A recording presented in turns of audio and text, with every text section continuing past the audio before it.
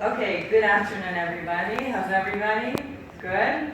So we're going to talk about the democratization of real estate. Can somebody here tell me what it means to democratize something? What's the definition of democratize? Give access to anyone. Give access to anyone. What? I wish that was the definition, but I think it's more about, it's less strong than that. It's more that anybody could access. Ah, okay. Some semantical differences.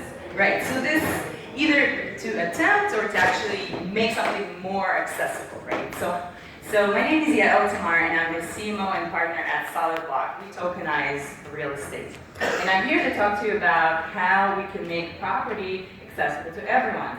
Right? It seems that it should be, and it is accessible to everyone, right? We can technically buy homes, we can buy land, However, sadly, this is not 100% the case. Now, if we'll go back in history and we'll look into the ownership of property, people used to own property since the beginning of time, used to own land on which they cultivated their food and cattle, and also used land as a collateral to get loans, right? To start their new businesses, to build wealth. Now, apparently in 2020, that's coming up, the situation is a lot different. And when we look at US millennials, only 1 in 3 own a home.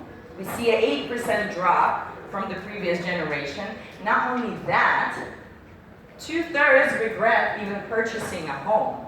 When we look at baby boomers, it's only 1/3, and Gen X, 1/2, and you see it keeps going up. So why do people not want to own homes? Or maybe they want to, but they cannot. Now, the number one reason is, oops, I did not know it's going to cost me so much. I have to maintain this home, I have to pay all the taxes, so they're not prepared to do that. They're also not satisfied with the location, with the sizing, and so on. In the UK, home ownership also dropped to 1/3 from 2/3 over 2 decades. We're talking about millennials. Why? They simply cannot afford it. Another interesting statistic is that less than 20% of property owners globally are women. Now, this also is deeply connected to inequality. What we actually see is that property is number one reason behind inequality. In the United States, you see a big difference between income and property ownership between white and African Americans, for example. And one of the reasons why is because after the Civil War, Abraham Lincoln was supposed to sign property for ownership for African Americans. In fact, he did. But as we know, he was murdered, and Andrew Johnson came in power and canceled this provision, which leads to the economic disparity and inequality that we see today. And this was one of the worst presidents in the US history, right? And rightfully so. So how can we solve this inability of the current generation to invest in property and to get this basic human right of ownership in order to build wealth on top of this basic asset? Well, one suggestion that has come up recently and has been made available by tokenization is to enable fractional investment. You cannot afford a whole apartment, you buy what you can. You don't have to buy a full home to live in it. You can invest in property and build wealth on top of it, right? It will help you get out of loans, get out of debt that you've accumulated, you own property. Another reason why millennials are so reluctant to buy property right now is that it's very complex. They're used to doing things with one click Amazon purchase, it's right at your door. So can you do this with property? Currently, not so much. So transactions are super complex when you buy property, also when you invest in property. And finally, in order to facilitate the sort of changing of hands for property, in order to enable for more people to own it, we need to create a better secondary market for these fractional investments as well. So tokenization enables fractional ownership and trade of real estate assets. How is this possible? So we take the rights to an asset, right? Ownership of the asset. and we convert it to digital tokens, which you can then trade. Now, what does this really mean? How does this technically happen? Well, you take a property, whether it's a house, it's an apartment, or it's a complex, or it's a commercial center, whatever property. You create a special purpose vehicle, a company that owns that property, and now you issue a security. You actually comply with whatever rules and regulations that you want to sell, where you want to sell these securities. You apply for clearance from the regulatory authority, and now you can sell these securities in that market. Now, not only that, we're placing these securities on the blockchain, which means that we're issuing security tokens, or digital securities, that are connected to this asset via this SPV that we created. And now, when you are selling your fractional investment to someone else, number one, they have to go through our electronic system on the blockchain. They have to get on what's called a whitelist, which is a list of people who can legally purchase a security. They have to undergo what's called a KYC, know your customer, AML, anti-money laundering, and in some places, accreditation check, because only accredited investors can invest in certain securities. So once all that criteria is met, you can trade that security. So you're taking a process that has existed already for decades of issuing security, well, maybe even hundreds of years, if you ask me, when you're issuing a security, an IOU on a property, and you're putting it together with a blockchain ecosystem to create a very efficient and transparent way to trade fractional real estate.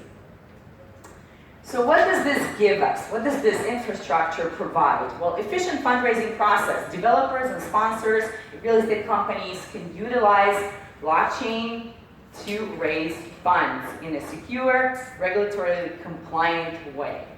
There's a built-in compliance, as I explained previously. Before you can buy the security, before you can trade the security, you have to get on this whitelist. You have to prove that you are who you are to the government, and you have to make sure that you fit all the criteria that the financial authority has created. There is also regulatory visibility. This is something that we have been telling regulators. You can come and you can check the blockchain. In many cases, we're using public blockchain. You can see how many people own the property. You can see the trade. You can see all of the financial history for this property. For you guys, this is fantastic. You can actually take this and allow it for retail investors to come in. You don't have to limit this to accredited investors only. With this type of product, we can open the market up much more. We can democratize real estate investment. Programmable incentives. When you have repeat investors, when you have professional investors, who keep investing in real estate time after time, you can provide some interesting incentives for them to put money in the next token that's coming out. You can swap tokens, you can swap real estate one for the other, going back to the decomplexing this whole transaction system. Automatic dividends, which is very important for people who are investing, to get some yield on a regular basis. So you can get quarterly payments based on the profit that the real estate property is undergoing, if you're investing in yielding properties.